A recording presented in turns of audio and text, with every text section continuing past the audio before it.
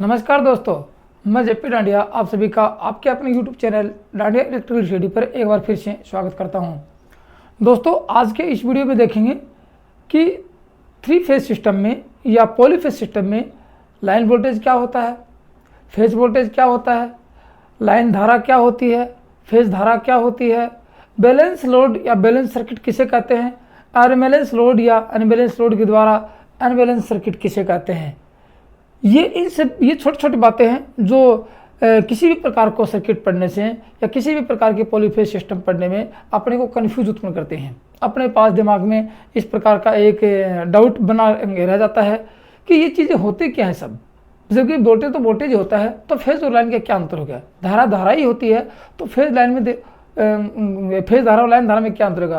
तो अनबैलेंस और balance circuit यदि होगा तो क्या होगा परिपथ में, किस कारण ये अपनी ये राशि उत्पन्न होती है, तो इन सब के बारे में कंफ्यूज होता है। और किसी एक दो साथी ने मेरे पास मैसेज भी किया कि सर इनके बारे में और अच्छे डिटेल से समझिए जाकि हमें अच्छी तरह समझ में आ जाए। और मैं रोज़ भी कहता हूं आपको कि किसी प्रकार की यदि कोई समस्या हो तो कमेंट्स में जरूर लिखना। इसलिए कुछ साथियों ने कमेंट्स किया, सर इनके बारे में डिटेल से बता दीजिए हमें कि line voltage, phase voltage, line धारा, फेज धारा, बैलेंस सर्किट, अनबैलेंस सर्किट क्या होते हैं। जबकि अपने थ्री फेज सिस्टम का जब पढ़ा तो सामने सब चीज़ें आई थी अपने सामने, और मैं हर बार मैंने आपको बताया है कि ये लाइन धारा होगी, ये फेज धारा होगी, डेल्टा में इसका मान इतना होगा, स्टार में इतना होगा, पावर ऐसे ज्ञात करेंगे, बैलेंस सर्किट ये होता है। मैं हर बार मैंने आपको बताया, फिर भी आज इन मुद्दों पर, इन नतीजे पर निकले हैं कि इनको दोबारा आराम से डिटेल से समझें ताकि आपके मन में इन सब के प्रति किसी प्रकार का कोई कन्फ्यूज नहीं हो और आपके डाउट दूर हो जाएं। तो चलिए अब देखते हैं कि ये इन राशियाँ जो आपको मैंने बताई हैं कौन कौन सी राशियाँ पढ़ेंगे। देखो, यहाँ सबसे पहले पढ़ेंगे लाइन धारा, लाइन वोल्टेज पढ़ेंगे, लाइन ये पढ़ेंगे लाइन वोल्टेज,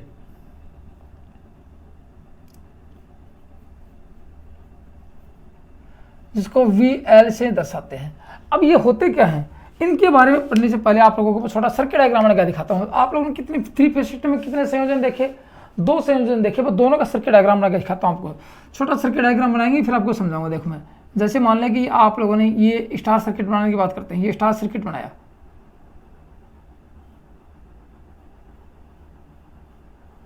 ये बना दिया स्टार। अब स्टार सर्किट में क्या देखा आप लोगों ने, जैसे ये देखा कि एक फेज ये था, एक फेज ये है, और ये आपकी न्यूट्रल में प्रवाहित न्यूट्रल स्टार बिंदु का न्यूट्रल है, और ये आपका बन गया स्टार सर्किट। अब इसमें मैं आप लोगों को इन सब बातों को एक साथ दोहरा दूंगा, फिर आपको भी सर डेल्टा में क्या होता है, चलो मैं डेल्टा के बता देता हूँ। यहाँ डेल्टा सर्किट बनाता हूँ, फिर इन सब के बारे में एक्सपीरियंस से बताता हूँ आप लोगों को ये होते क्या है। आप लोगों ने देखा था कि ये कौन सा सर्किट बना रहे हैं, ये डेल्टा सर्किट बना रहे हैं।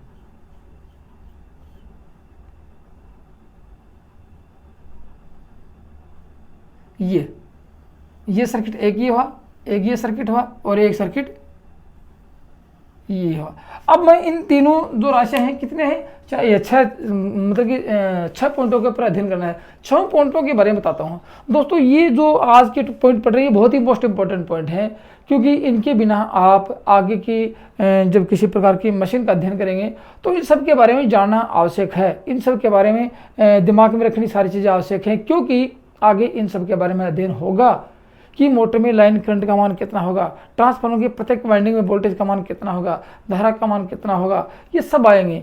बैलेंस ट्रांसफार्मर अनबैलेंस होगा तो क्या होगा, उसको बैलेंस कैसे करेंगे, बैलेंस नहीं होगा तो क्या होगा, बैलेंस किस प्रकार होगा, ये सब बातें आपके सामने आएंगे। तो इसलिए उनको पढ़ना अनिवार्य है। और दोस्तों, वीडियो यदि पसंद आ रहा है तो लाइक ज़रूर कर दो वीडियो को, और अपने दोस्तों में शेयर कर दो।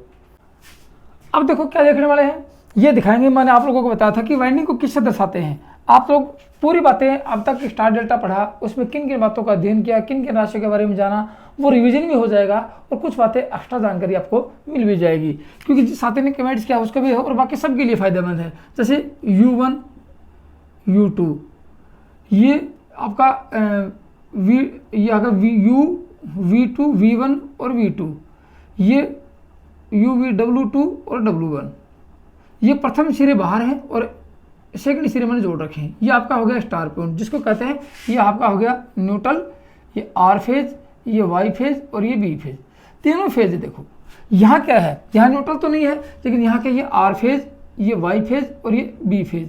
ये क्या होगा, ये U1, ये U2 और ये V1, ये V2 और ये W1 और ये W2, ये आपकी कॉइल है 3। मैंने आपको बताया कि कॉइल को किससे अंकित करेंगे, UVW से करेंगे। फेजों को किससे अंकित करेंगे, RYB से करेंगे। ये तो आपको बताया था। अब मैं दोनों के बराबर बताता हूँ। देखो यहाँ से धारा जो प्रवाहित होगी, यहाँ से धारा मान लें ऐसे प्रवाहित हो रही है, अंदर धारा प्रवाहित हो रही है, तो ये क्या होगी, ये IR होगी। गौर से सुनना, ये IR होगी। इसमें से धारा अंदर जाएगी तो क्या होगी, ये IV होगी और इसमें IB होगी। 3 धाराएं हैं। उसी प्रकार यहाँ धारा मान लीजिए कि अंदर डायरेक्शन कर रहा हूँ मैं पॉलीफेज सिस्टम के, यहाँ क्या होगी, ये IR होगी। यहाँ कोई धारा नहीं कि N है, यहाँ होगी ये IY होगी और ये क्या होगी, IB होगी। यह आप लोग गौर से देख रहे हो। मैं दोनों सर्किट की बात कर रहा हूँ कि फिर दोनों वगैरह सर स्टार में बता दिया, डेल्टा में क्यों नहीं बताया आप लोगों ने, मैं दोनों को बता रहा हूँ। फिर इन जो राशियाँ आप देख रहे हैं उनके बारे में देखेंगे।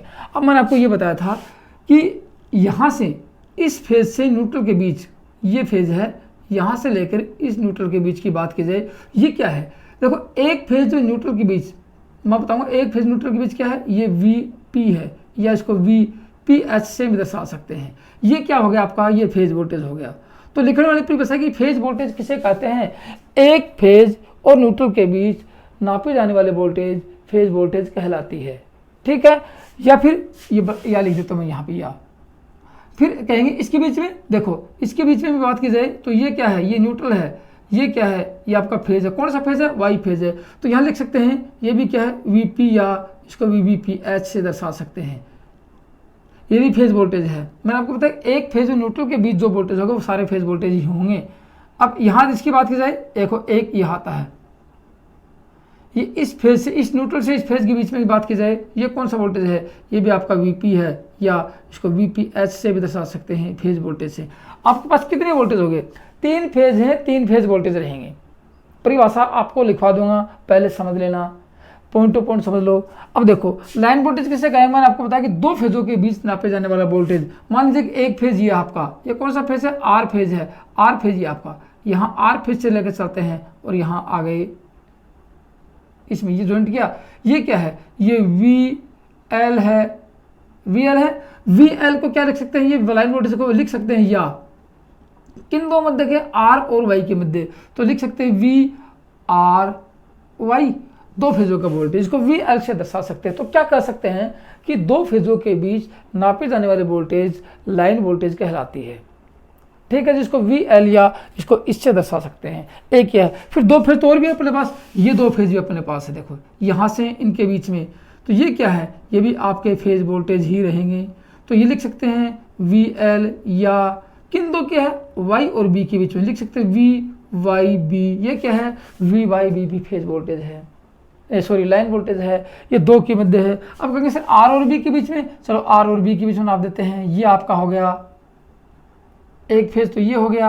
और एक फेज की बात की जाए तो एक फेज इसको ले लेते हैं, और ये हो गया आपका VL, लाइन वोल्टेज है 2 फेजों के बीच, तो क्या कर सकते हैं, या इसको ये भी दर्शा सकते हैं, ये हो गया आपका VRB।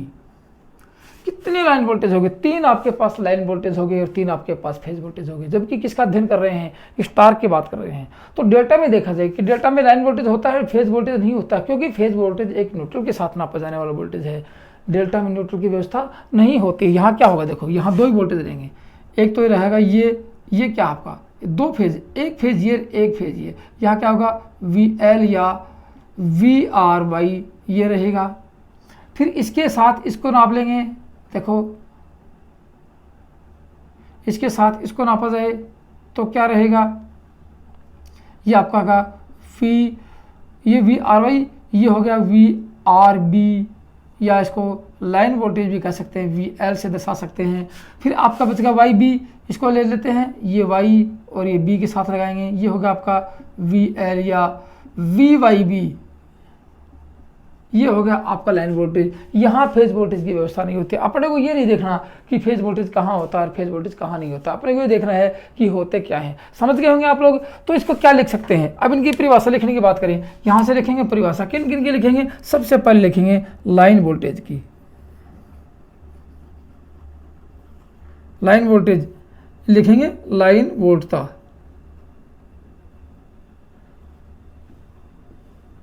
क्या लिखेंगे लाइन वोल्टेज में, 2 फेजों के बीच, 2 फेजों के मध्य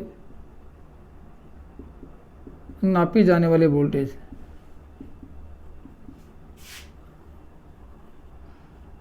वी एल लाइन वोल्टेज कहलाती है। लाइन वोल्टता कहलाती है। इसको किससे दर्शाएंगे, देखो इसको दर्शाएंगे वी एल से दर्शाते, एक हो गया आपका। फिर लिखेंगे फेज वोल्टेज। फेज वोल्टेज किसे कहते हैं, जिसको बोलते हैं कला वोल्टता, कला वोल्टता बोलते हैं। ये क्या होगी, देखो ये एक फेज लिख लेंगे, एक फेज कोई भी होगा, 3 फेज अपने पास आर बी आर वाई मतलब बी एन, एक फेज व न्यूट्रल के बीच का वोल्टता।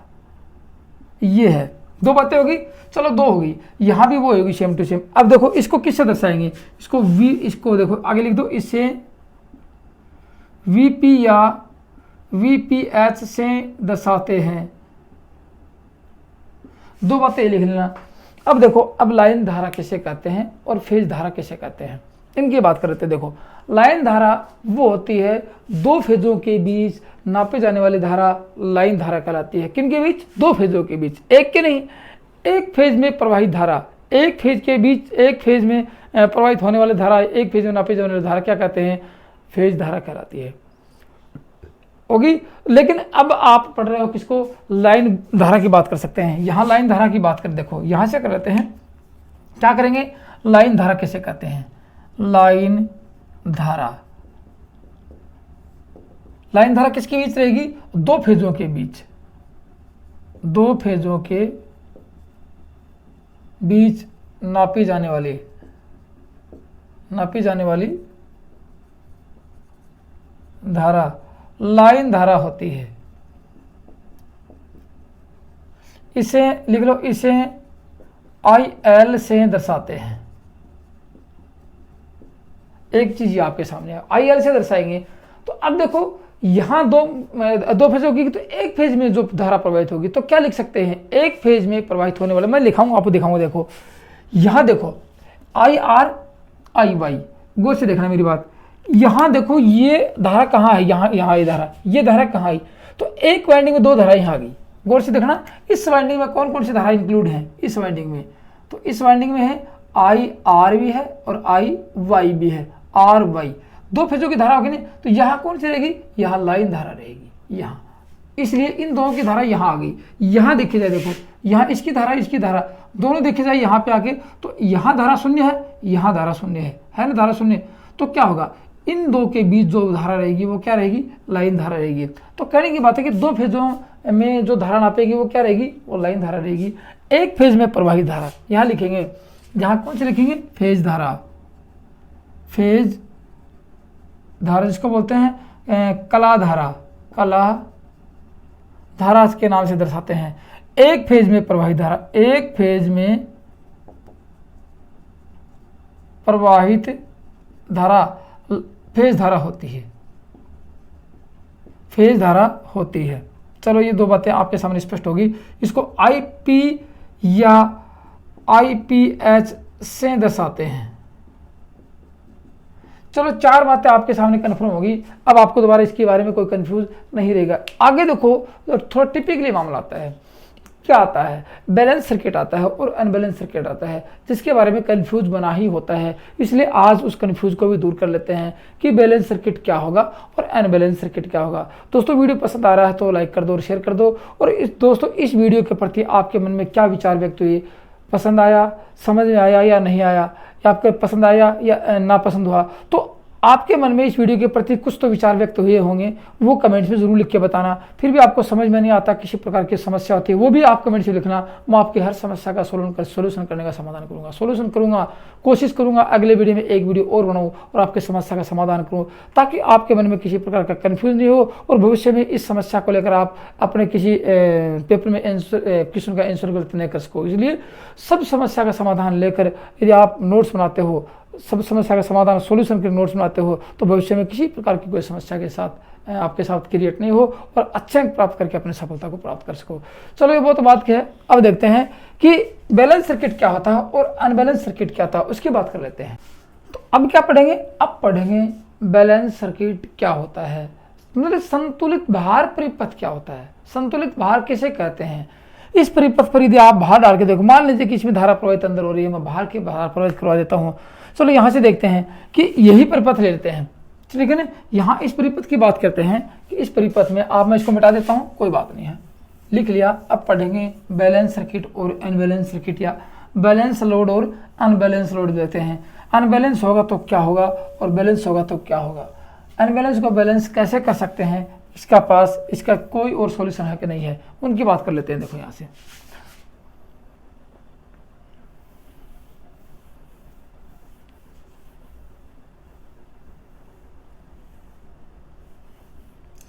ये है अपना सर्किट। मैं इस सर्किट पे लोड लगा के दिखाता हूँ आपको। मैं दोनों सर्किट की बात करूँगा साथ में कि बैलेंस और अनबैलेंस। जैसे मान लीजिए कि मैं यहाँ एक लोड लगाऊँ 3 फेज का, 3 फेज के लोड में यहाँ मैं रेजिस्टेंस लगा देता हूँ। गौर से देखना, ये लगाया रेजिस्टेंस, स्टार में लगा दिया। अब मैं इनको ये मान लीजिए कि अल्टरनेटर बाहर विद्युत धारा दे रहा है, ये आपका बाहर दे रहा है विद्युत धारा, ये आपकी कहाँ देगा, ये बाहर विद्युत धारा देगा आपको।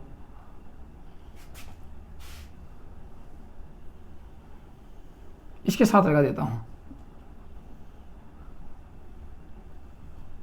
ये लगा दिया बाहर, ये लगा दिया, और ये न्यूट्रल से न्यूट्रल कनेक्ट हो गया, ये दे दिया। अब इसमें से विद्युत धारा बाहर आई तो इसके तो अंदर जाएगी, ये आपका लोड हो गया, ये आपका लोड हो गया। तो बैलेंस और अनबैलेंस की बात की जाए तो वो किसके ऊपर डिपेंड करता है, वो लोड पे डिपेंड करता है। आपके पास लोड कितने रहेंगे, आपके पास लोड 3 प्रकार के रहेंगे। एसी में लोड कितने होते हैं, एसी में लोड 3 प्रकार के होते हैं। कौन कौन से होते हैं, एक तो रेजिस्टिव लोड होता है, एक इंडक्टिव लोड होता है और एक कैपेसिटिव लोड होता है, जो कि आप लोग एसी फंडामेंटल के चैप्टर में अच्छी तरह से पढ़ के आ रहे हो कि इसमें धारा क्या रहेगी, पावर फैक्टर का मान क्या रहेगा, इसमें वोल्टेज का मान क्या रहेगा, वोल्टेज कैसे ज्ञात करेंगे। जैसे आप लोगों ने देखा था एक सर्किट आर, एक सर्किट एल, 3 लोड रहेंगे। ये आपका प्रतिरोधी है, ये प्रेरणिक है और ये धारिती है। कितने आपके पास लोड रहेंगे, 3 लोड रहेंगे। मैंने यहाँ मान लीजिए रेजिस्टिव लोड गया है तो यहाँ से धारा प्रवाहित हुई, यहाँ आ गई, यहाँ से धारा प्रवाहित हुई, यहाँ इस लोड में आ गई। ये क्या है, ये आपका लोड है। ये क्या है, मान लीजिए कि इसमें धारा ये बाहर जाती है, आपका अल्टरनेटर मान लेते हैं। अब अल्टरनेटर धारा दे रहा आपको बाहर, दे रहा नहीं, तो ये आपका हो गया, ये तो उत्पादक होगा, ये इसको खर्च कर, ये इस लोड को इसके ऊपर डाला गया है, ऐसे मान लेते हैं। ये आपका क्या है, ये आपका है न्यूट्रल, इसमें धारा 0 रहेगी। अब क्या होगा, देखो यहां से ये R1 है, ये R2 है, ये R3 है। आप लोग जानते हो कि इस प्रकार के परिपथ में बैलेंस सर्किट के, जैसे ये बैलेंस सर्किट हो गया, बैलेंस सर्किट का मतलब यहाँ आपको मैं बैलेंस सर्किट की सबसे पहले परिभाषा बताता हूँ कि बैलेंस सर्किट की परिभाषा क्या रहेगी। ये लिख लेते हैं, बैलेंस लोड या सर्किट, इसकी परिभाषा क्या लिखेंगे, इसको हिंदी में क्या कहते हैं, हिंदी में इसको संतुलित भार कहते हैं। क्या कहेंगे, संतुलित भार। संतुलित भार या परिपथ क्या होता है, ये होता है संतुलित भार। वो होता है, देखो तीनों फेजों पर इस पर लोड डालेंगे, वो धारा कहाँ होगी, यहाँ होगी। तीनों फेजों पर, तीनों फेजों की बात कीजिए, यदि तीनों फेजों पर या तीनों फेजों में प्रवाहित होने वाली धारा, उसमें वोल्टेज और पावर फैक्टर का मान समान होगा तो वह बैलेंस लोड कहलाता है। किस का लोड कहलाएगा, बैलेंस लोड कहलाएगा। इसका मतलब क्या होगा, ये R1, R2, R3 तीनों यहाँ पे बराबर रहेंगे। क्या रहेंगे, R1 बराबर R2 बराबर R3 रहेगा, तब जाके ये इसके ऊपर बैलेंस रहेगा। यदि इसका मान इस तीनों में अधिक है, इसमें धारा 5 एम्पीयर प्रवाहित है, इसमें 3 एम्पीयर है, इसमें 2 एम्पीयर है, तो क्या होगा, ये भी इसके ऊपर अनबैलेंस हो जाएगा। ये भी इसके ऊपर क्या हो जाएगा, अनबैलेंस हो जाएगा। और अनबैलेंस में क्या होगा, मैंने आपको बताया कि इसमें यदि कुल वोल्टेज की बात करें, कुल वोल्टेज की बात करें तो क्या होगा, V ये होगा V L स्क्वायर बराबर VP square plus VP square, आपने पढ़ा होगा VP स्क्वायर, क्योंकि तीनों फेजों का वेक्टर योग लाइन वोल्टेज कहलाता है। तीनों फेजों का वेक्टर योग क्या कहलाएगा, लाइन वोल्टेज कहलाएगा। तीनों अब वेक्टर योग है, तीनों फेजों में यदि आप डेल्टा सर्किट की बात करें तो तीनों फेजों में प्रवाहित होने वाली धारा का वेक्टर योग लाइन धारा कहलाती है। लेकिन यहाँ देखो 5 एम्पीयर धारा यह है, 5 एम्पीयर आई, ठीक है, 3 एम्पीयर धारा इसके ऊपर है, 3 एम्पीयर यहाँ गई, 3 एम्पीयर इसमें गई तो 3 से 3 2 बच गया। अब क्या बच गई 5 एम्पीयर यहाँ गई तो क्या बच 2 एम्पीयर धारा। 2 एम्पीयर धारा यदि वेक्टर योग निकालेंगे तो कुछ ना कुछ धारा यहाँ पे प्रभावित होगी, 0.1 आ जाएगी। 1 एम्पीयर धारा, वो 1 एम्पीयर धारा इधर से प्रभावित होगी, तीनों बैलेंस होगी, लेकिन वो 1 एम्पीयर धारा यहाँ से प्रभावित हो जाएगी। तो क्या होगा यदि यहाँ से धारा का मान अनबैलेंस होता तो यहाँ भी धारा का अनबैलेंस रहेगी। तीनों फेजों में धारा बराबर समान होने के कारण की औसत रेंजिंग लगी और औसत धारा यहाँ से पार हो जाएगी, जो धारा फालतू बचेगी वो यहाँ से जाएगी। तो क्या कर सकते हैं, यदि लोड अनबैलेंस होगा तो वो धारा न्यूट्रल में से प्रवाहित होगी। तीनों फेजों में से धारा का मान बराबर होगा और बाकी बची हुई धारा कहाँ जाएगी, वो न्यूट्रल में से चली जाएगी, वेक्टर योग के द्वारा चली जाएगी। किसके द्वारा जाएगी, वेक्टर योग के द्वारा चली जाएगी।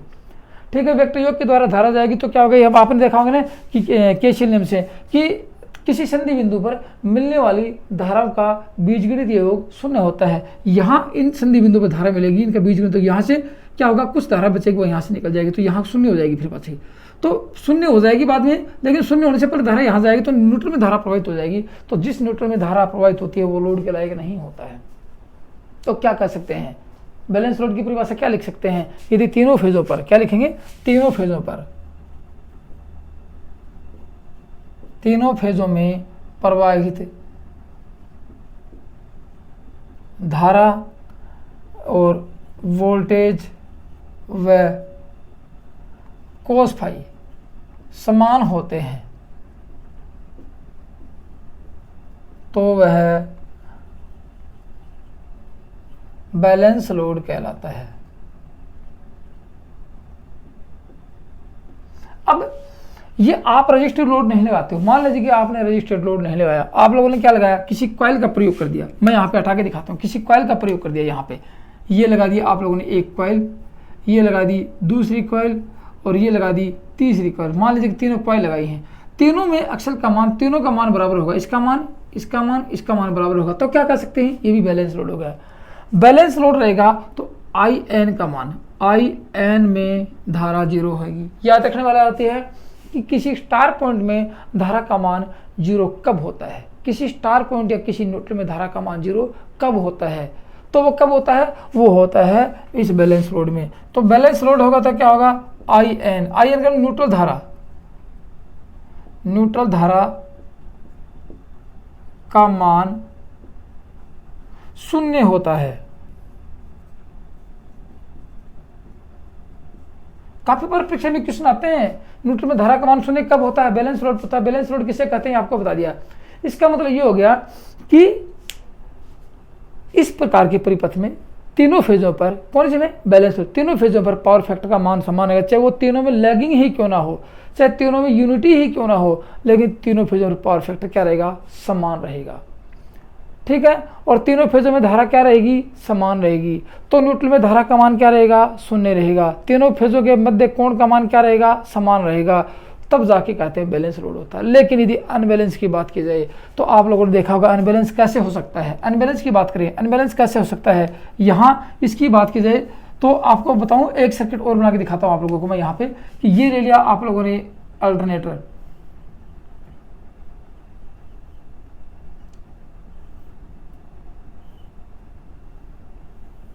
ये, और यहां आप लोगों ने लगाया दूसरा लोड, ये लगाया आप लोगों ने। मान लीजिए लोड है आपके पास कौन सा है, आर एल सी, तीनों लोड लगा देते हैं। फिर देखते हैं कंडीशन क्या होती है, आपको बताता हूं, फिर मैं आपको अच्छी तरह समझ में आ जाएगा कि तीनों, मैंने एक ही लोड लगा, तीनों लगा देते हैं। तीनों के बाद कैपेसिटर लगा सकते हैं। तो पहले में क्या लगाएंगे, ये कैपेसिटर लगा दिया, पहले लोड में कैपेसिटर लगाया, दूसरे लोड में ये इंडक्टेंस लगाया और साथ में रजिस्टेंस लगा दिया, और तीसरे लोड में क्या लगाएंगे, मान लीजिए कि आपने इंडक्टेंस ही अकेला लगाया है, लगा दिया। अब बात करते हैं, देखो यहाँ से इसको किससे संयोजित करेंगे, मान लीजिए कि इस अल्टरनेटर से संयोजित कर देते हैं। ये आपका अल्टरनेटर हो गया, ये आपका ये हो गया, और इससे आप इसको संयोजित कर दोगे, और न्यूट्रल को न्यूट्रल से संयोजित कर देते हैं। मान लीजिए कि संयोजित कर दिया आप लोगों ने, ठीक है ना। और ये आपकी हो गई, ये आर, ये हो गया आपका आर फेज, आर, ये हो गया वाई, और ये हो गया बी फेज। यहाँ से प्रवाहित दो धारा होगी, वो होगी आई आर, यहाँ आई एन, और यहाँ आई वाई, और यहाँ आई बी होगी। ये आपका सी, ये एल और ये आर एल हो गया। ये आपका लोड, ये क्या आपका होगा, स्टार पॉइंट हो गया। अब आप लोग इतना तो जानते हो, सी पे क्या होता है, सी फेज में क्या होता है, धारा आई V से 90 डिग्री लीड होती है।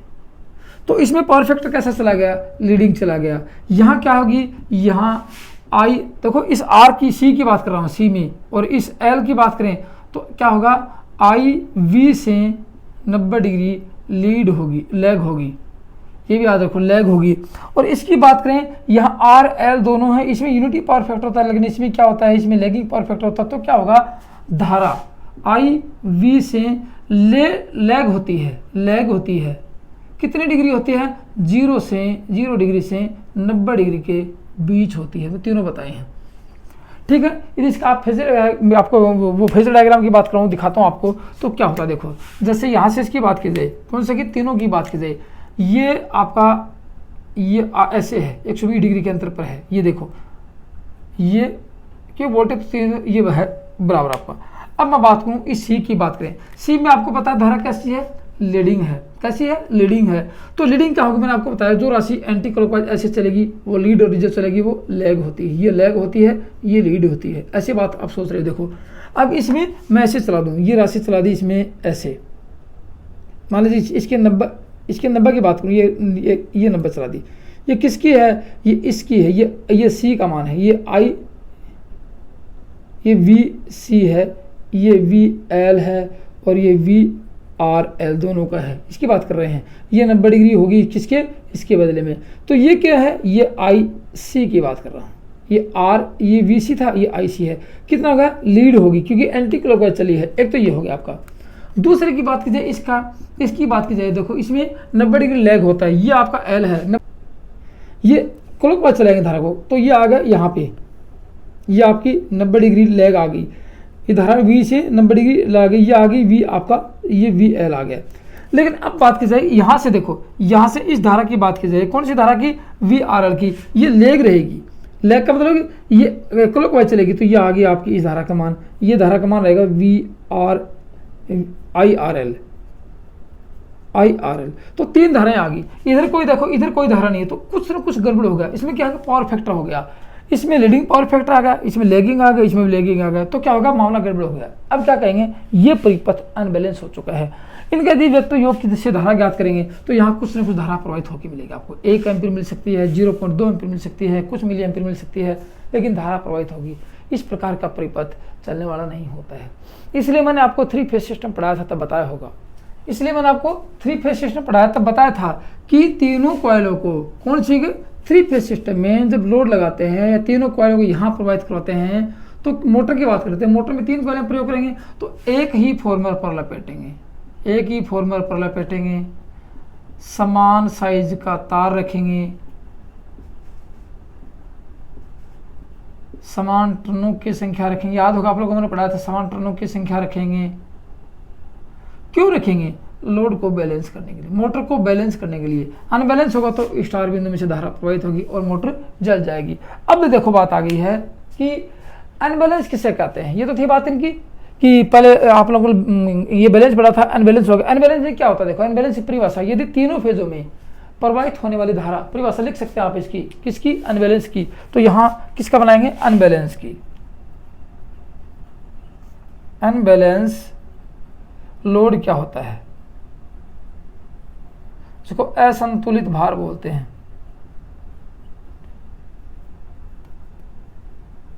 असंतुलित भार कैसे कहते हैं, इसकी परिभाषा लिख लो। तीनों फेजों में से प्रवाहित होने वाली धारा, वह वोल्टेज तथा पावर फैक्टर का मान यदि असमान होता है, अर्थात बराबर नहीं होता है, तो वह असंतुलित भार कहलाता है। असंतुलित भार होगा तो क्या होगा, न्यूट्रल में से धारा प्रवाहित होगी। असंतुलित भार क्या होगा, तो क्या होगा, न्यूट्रल में धारा प्रवाहित होगी। न्यूट्रल में धारा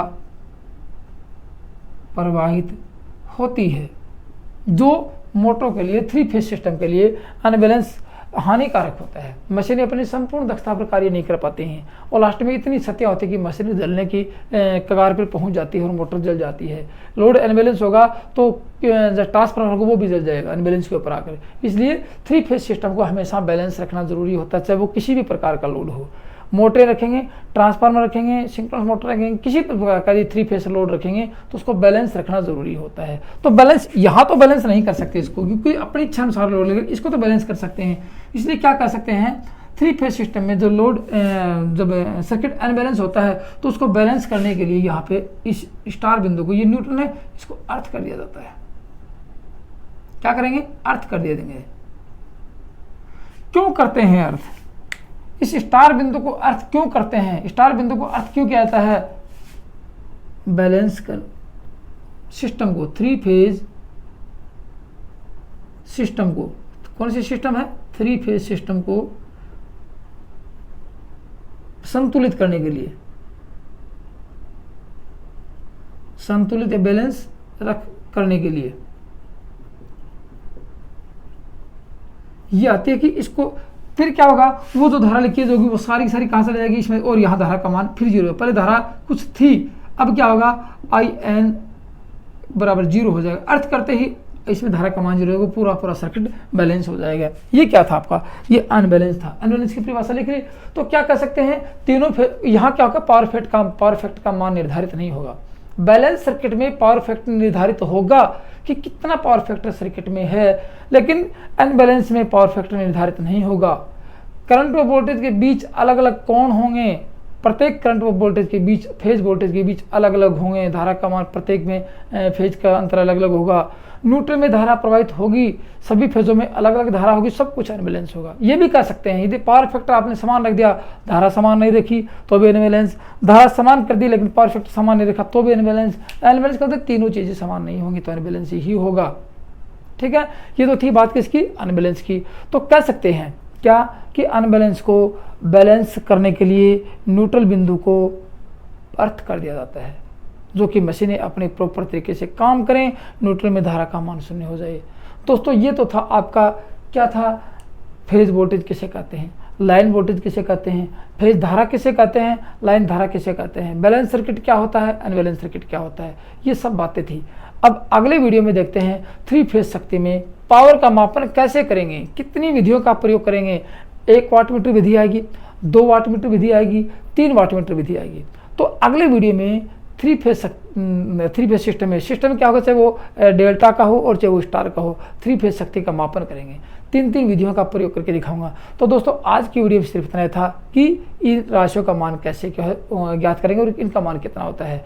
तो दोस्तों वीडियो पसंद आया तो लाइक कर दो और अपने दोस्तों में शेयर कर दो। जो दोस्त पहली बार वीडियो को देख रहे हैं वो इसी प्रकार संपूर्ण इलेक्ट्रिशियन थ्योरी का अध्ययन करने के लिए डांडिया इलेक्ट्रिकल स्टडी चैनल को सब्सक्राइब जरूर कर लो। थैंक यू, धन्यवाद दोस्तों।